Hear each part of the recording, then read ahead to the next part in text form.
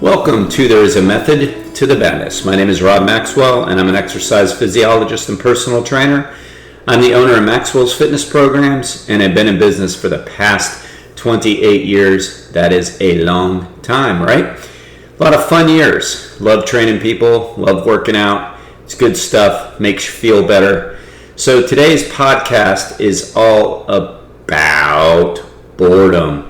You ain't hungry, you're bored. We're going to talk about that. Before I get into that, let me thank our sponsors, Jonathan and Lyn Gildon at the Gildon Group at Realty Pros. They currently have over 275 star reviews on Zillow, and you know what? That's because they're good. They're great at what they do. They hustle for you. So if you're looking to sell your house or buy a new home, please give them a shout. All their information will be in the show notes. So let's talk about it. When I get asked about my new book, You Can't Outrun a Poor Diet, a lot of people say, well, there's a lot of diet books out there, does it tell me something I don't already know? And my answer typically is, well, it's mostly about behavior. Because I do think most people, really most people, know how to eat.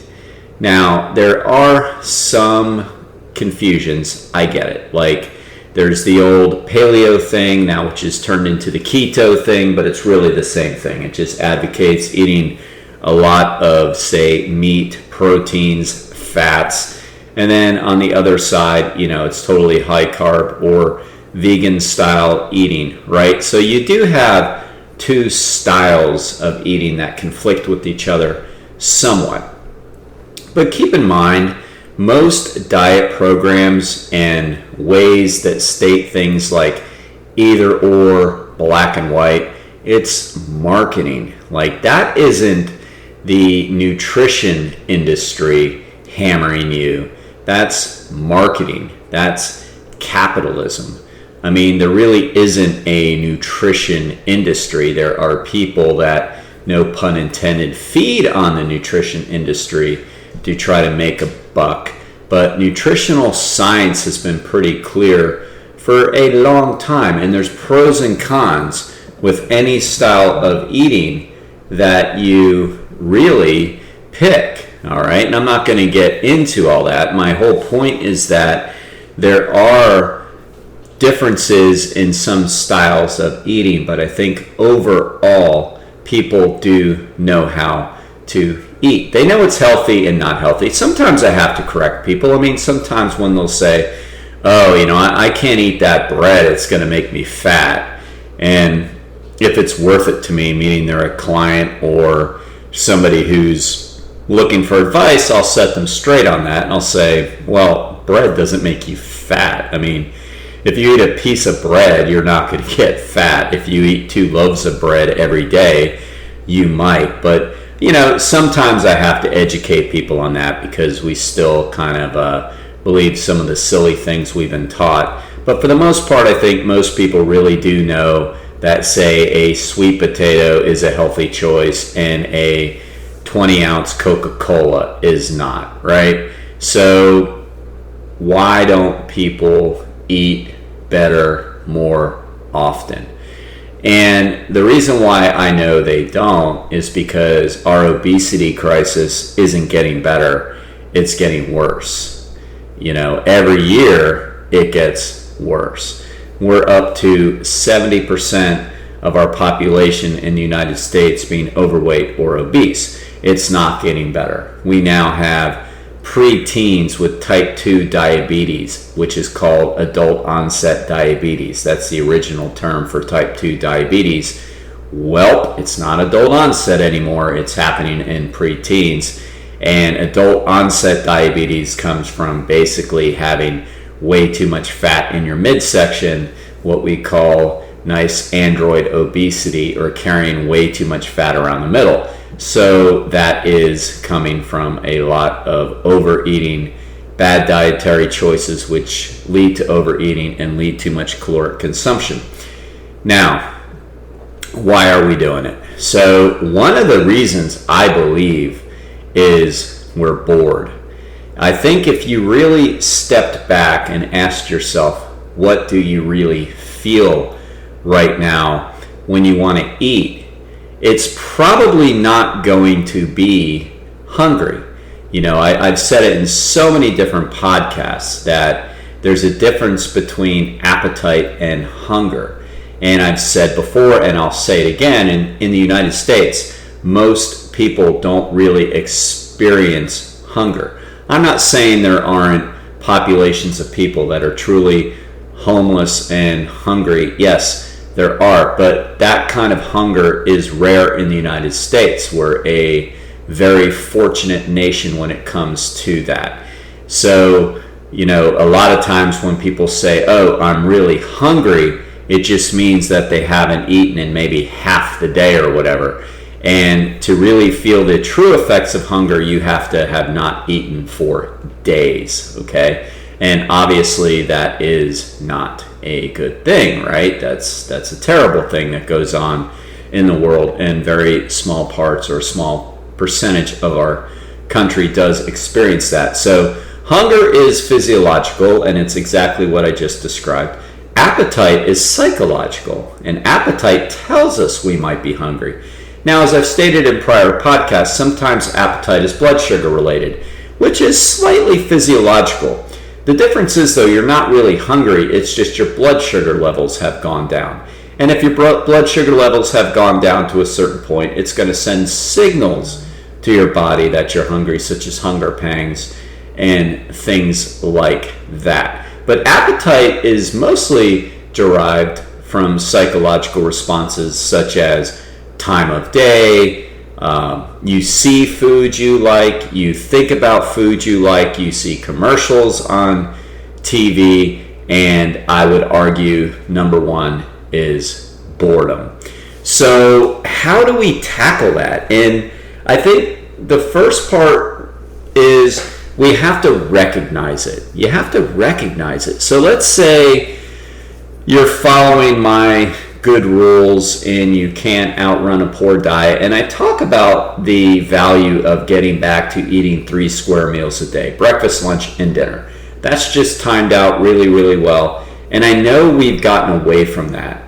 In part, we've gotten away from it because we thought, based on food capitalists, that we should be eating more frequent, smaller meals throughout the day, right?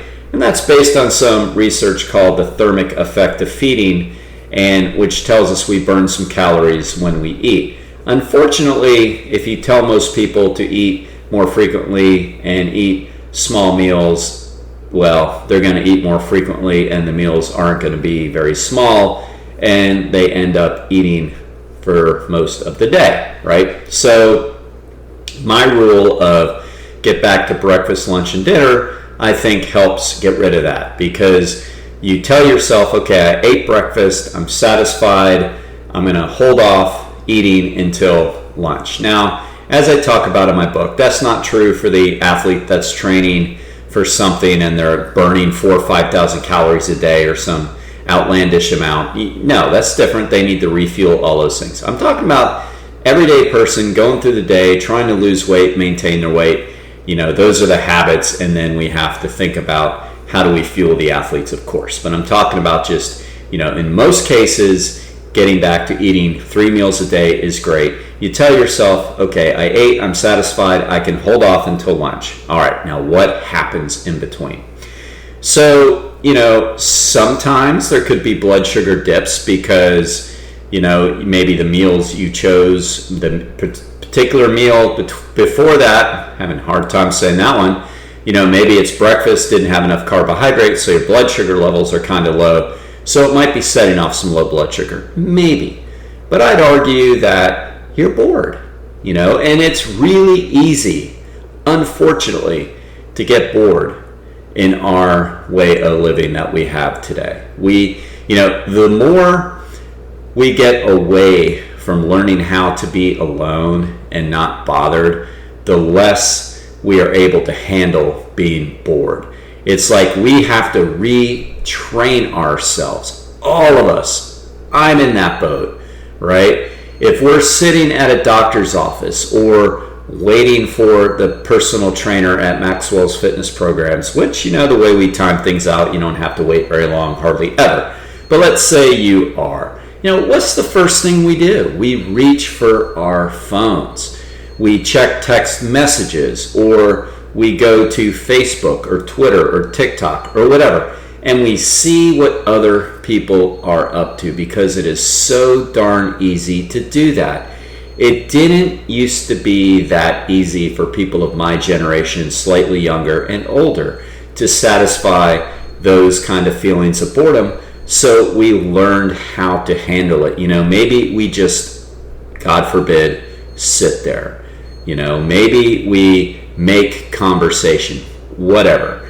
But the important thing is we trained ourselves how to handle being bored better. We didn't reach for the instant gratification of something that will take away our attention.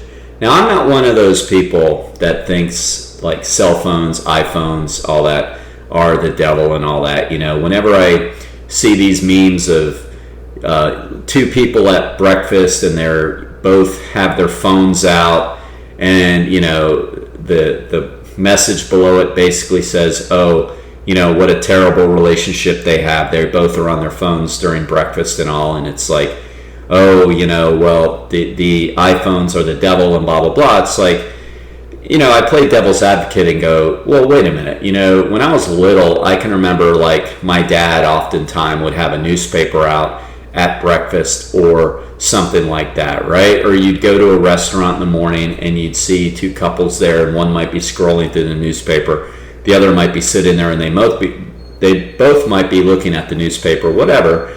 So I'm not saying it's ideal in couples relationships, depending on how often this happens. But my point is we've always had distractions, right? I mean, what's the difference between holding your TV in your hand like your little iPhone is, going through Twitter and now watching YouTube videos, than watching it on the TV, which my generation, grew up doing, right? I mean, if like our parents wanted some peace and quiet or whatever, they'd plop us down in front of the TV and we'd be watching the Brady Bunch and all that kind of stuff. So, so as I'm telling you we're bored, we are. I also want to state that, I don't believe it's necessarily worse because of the iPhones and all that. It definitely may be more convenient.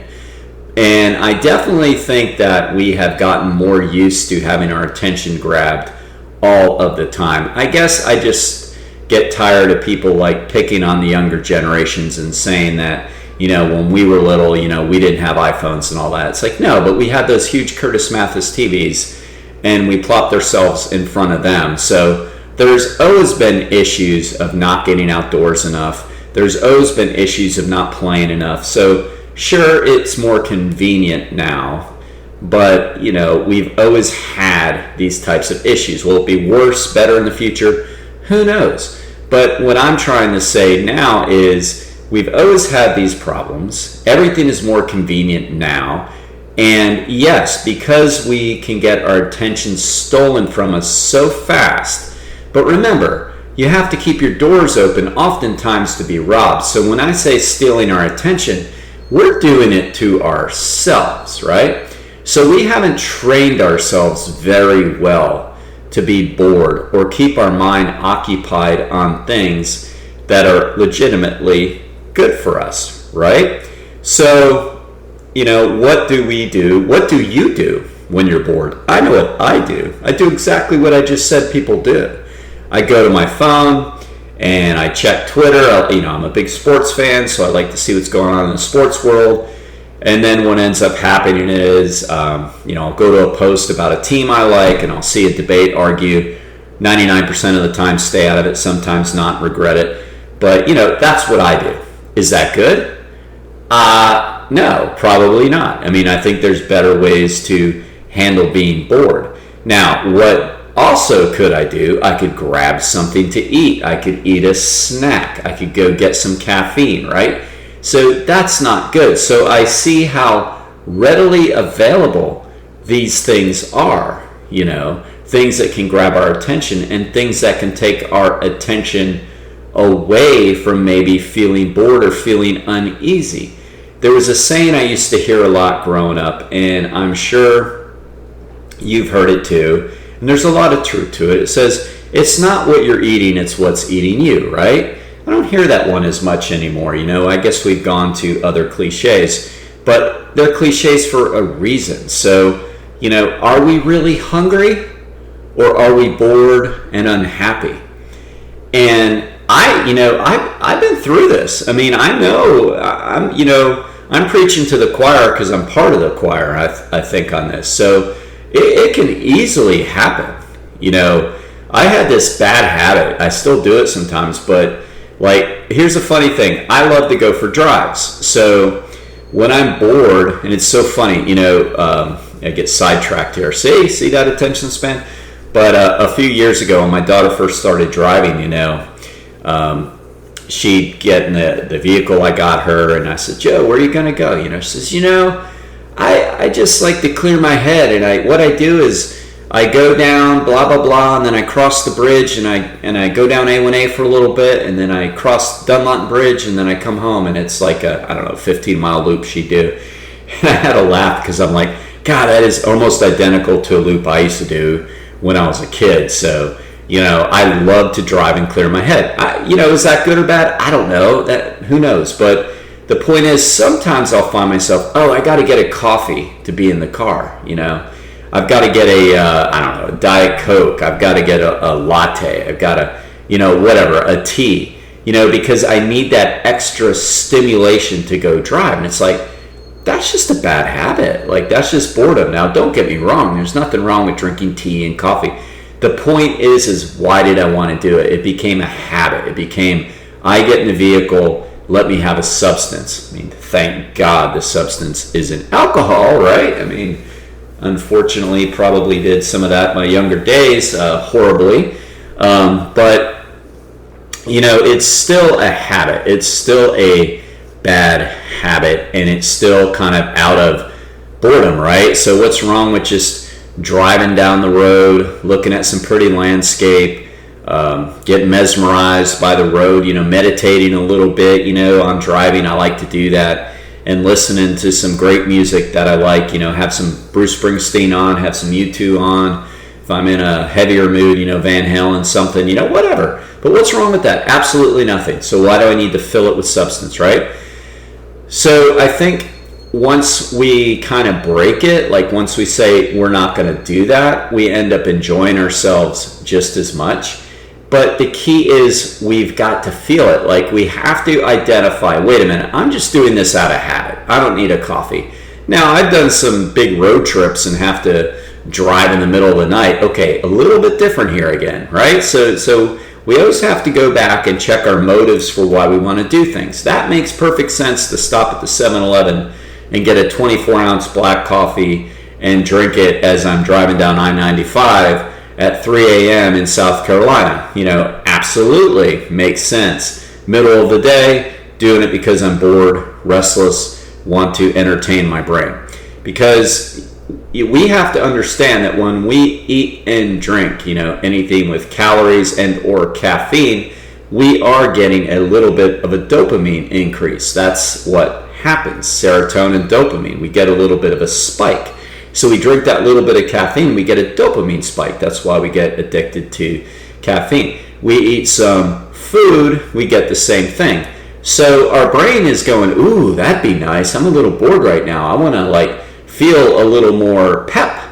Okay, then you have to say, okay, but do I, have I conditioned myself to need this when I don't need it? And the answer is yes. So what I want everybody to do is to identify, okay? Moral of the story is we eat when we're bored, oftentimes.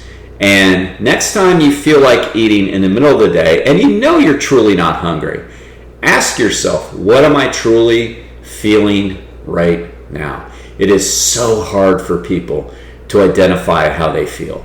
I'll ask people and they don't know. They'll start telling me what they think. And I'm like, that's what you think. What do you feel right now? Do you feel restless? Do you feel jittery? Do you feel what? What do you feel? Do you feel nothing? You're bored? Just ask yourself, what do you really feel? And ask yourself if it's really food that you need. My guess is you're going to say, no, not really. He's right. I am bored. I'm just bored, nothing's going on. Well, then I challenge you to find things to do that is more healthful with your time. What would lead to a better evening that day? What would lead to a better tomorrow? 9 times out of 10, it's not going to get that Frappuccino, which will give you 20 seconds, well, maybe longer, 5 minutes of, pleasure, and then, 8 hours of guilt and shame and all that, and just feeling like, man, I shouldn't have spent the money. Why did I do that? Blah, blah, blah, blah, blah. So what could you do in that time that will actually make you feel better tomorrow? Like, looking back, ask yourself, say, all right, so tomorrow, how do I want to view my choices today? And then make those decisions. You will find that the happiness you feel from making the right decisions for you, is going to far outweigh the little bit of pleasure you're going to get from eating a treat of some kind. Okay? So identify how you really feel. Do something productive with that time period that you might feel bored or a little bit out of sync. And then basically delay the gratification. Play the game of how am I going to feel tomorrow. And I think you're going to start making right choices over and over and over. And you're going to find out, this is the amazing part. You don't miss it. You don't miss it. All right? So now I want to thank our second sponsor, chiropractic physician Doris Antos, who is located on Granada in Ormond Beach, Florida. She's been practicing for a very long time, 13 years. She's been a chiropractor for 18 years. She graduated from Palmer, which is right here in Port Orange, and she is one of the best in our area, and I vouch for her. Lots of my clients go to her, very, very happy, and I believe in chiropractic care. And by the way, they can really help ease the central nervous system quite a bit, because sometimes, some of the things, some of our emotions we might be experiencing are being triggered from being a little bit out of alignment in life. And I believe in chiropractic care as part of our team wellness. I really, really do. Always have. And I believe in massage. I think it all works together greatly. So give her a shout. Her information will be in the show notes as well. And until next time, be max fit and be max well.